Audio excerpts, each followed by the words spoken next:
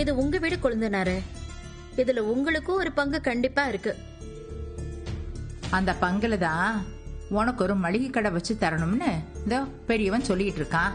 நீ சரின்னு சொல்ல வேண்டியதானே? ஆத்தா, என்னது இதெல்லாம்? நீயும் உங்க கூட சேர்ந்துட்டு பேசுற? உனக்கு நல்லதுன்னு படுறத நாங்க சொல்லிட்டு இருக்கோம், அவ்வளவுதான்.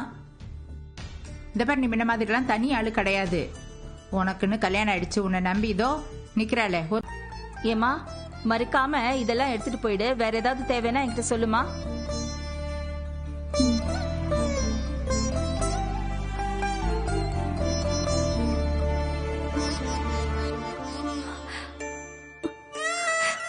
அக்கா, அக்கா,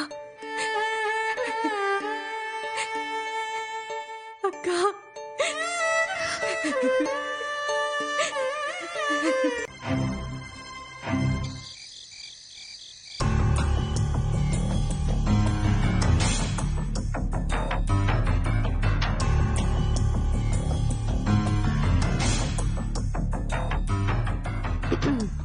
இன்னும் தூங்கலையா?